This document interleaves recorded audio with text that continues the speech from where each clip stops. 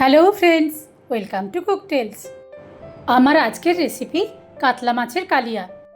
মূল রান্নাটা শুরুর আগে আমি মাছের টুকরোগুলোকে মশলা মাখিয়ে 10-15 মিনিট ম্যারিনেট করে রাখবো। সেজন্য এর মধ্যে নিয়ে নিচ্ছি স্বাদ মতো নুন, পরিমাণ মতো হলুদ গুঁড়ো আর আদা, রসুন, কাঁচা লঙ্কা একসাথে বাটা। মশলাটা যাতে মাছের গায়ে ভালোভাবে বসে সেজন্য এর মধ্যে দিয়ে দিচ্ছি সামান্য একটু সর্ষের তেল। সব কিছু একসাথে ভালোভাবে মাখিয়ে নিয়ে 10-15 মিনিট মাছগুলো ম্যারিনেট হতে দিলাম। বাকি রান্নাটা আমি কিভাবে করি তা জানতে আমার ভিডিওটি শেষ অবধি দেখতে থাকুন। আর আমার করা কাতলা মাছের কালিয়ার এই রেসিপিটা যদি আপনাদের ভালো লাগে তাহলে অবশ্যই লাইক কমেন্টের মাধ্যমে তা আমাকে জানাবেন। আপনাদের করা একটা লাইক বা কমেন্ট আমাকে নতুন নতুন রেসিপি ট্রাই করতে খুবই মোটিভেট করে। রান্নাটা শুরু করে দিয়েছি। কড়াতে সর্ষের তেল গরম করে নিয়ে এর মধ্যে ম্যারিনেট করে রাখা মাছের টুকরোগুলো ভালোভাবে এপিট ওপিট করে ভেজে নেব।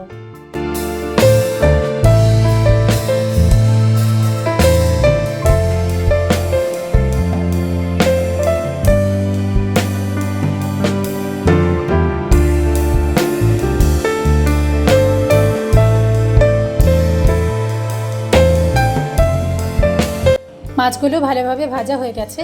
এবার এই মাছ ভাজার তেলের মধ্যেই ফোড়ন দিয়ে দিচ্ছি তেজপাতা আর গোটা গরম মশলা।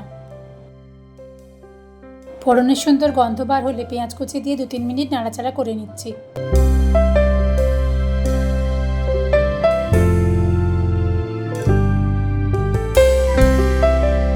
সামান্য চিনি দিয়ে পেঁয়াজগুলো গোল্ডেন ব্রাউন হওয়া পর্যন্ত ভেজে নিচ্ছি।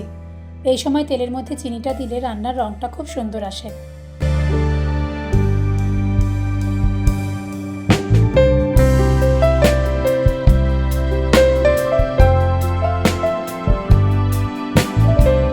এরপরে পেঁয়াজ বাটা দিয়ে ভালোভাবে কষিয়ে নেব।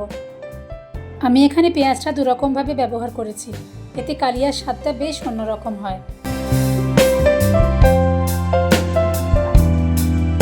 এরপরে দিয়ে দিচ্ছি আদা, রসুন আর কাঁচা লঙ্কা বাটা।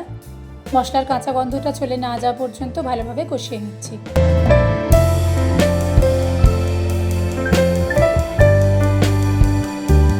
এরপর একে একে সব গুঁড়ো মশলাগুলো দিয়ে দেব। দিয়ে দিচ্ছি কাশ্মীরি লঙ্কা গুঁড়ো, হলুদ গুঁড়ো, জিরে গুঁড়ো আর ধনে গুঁড়ো। স্বাদ মতো নুন দিলাম। সব মশলা একসাথে খুব ভালোভাবে কষিয়ে নিচ্ছি। এই রান্নাটায় মশলা কষানোর ক্ষেত্রে আমি যেহেতু কোনো জলের ব্যবহার এখনও করিনি, তাই রান্নাটা করার সময় আঁচটা কম করে একটু ধৈর্য ধরে সময় নিয়ে করতে হবে। তাতেই এই স্বাদটা অনেক বেশি ভালো হবে। মশলাটা কষাতে কষাতেই আমি টমেটো বাটাটা দিয়ে দিলাম আর টমেটোর কাঁচা গন্ধটা চলে না যাওয়া পর্যন্ত ভালোভাবে কষিয়ে নেব। তারপরে দিয়ে দিচ্ছি ফেটিয়ে রাখা টক দই। সব কিছু একসাথে খুব ভালোভাবে কষিয়ে নিচ্ছি।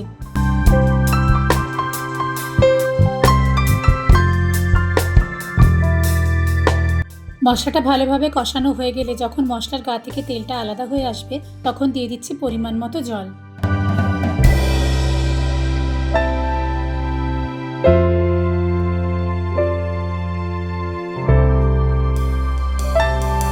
গ্রেভিটা ফুটতে শুরু করলে ওর মধ্যে ভেজে রাখা মাছের টুকরোগুলো দিয়ে মাছগুলো মিনিট 3-4 গ্রেভির মধ্যে রান্না হতে দেব।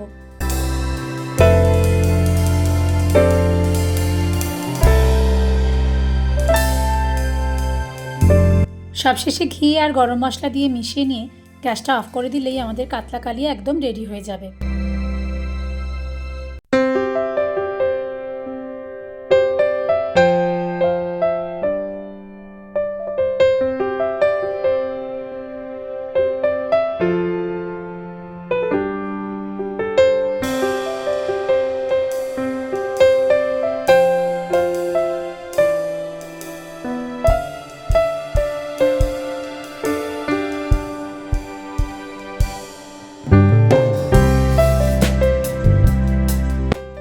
আমাদের আজকের রেসিপি কাতলা কালিয়া তৈরি হয়ে গেছে। এই রান্নাটা ভাত আর পোলাও দুটোর সাথে খেতেই দারুণ লাগে। রেসিপিটা আপনাদের কেমন লাগলো কমেন্ট করে অবশ্যই জানাবেন। যদি ভালো লেগে থাকে ভিডিওটা লাইক আর শেয়ার করে দেবেন আর আমার চ্যানেলটা সাবস্ক্রাইব করতে ভুলবেন না যেন। খুব শিগগির আসছি নতুন রেসিপি নিয়ে। টাটা।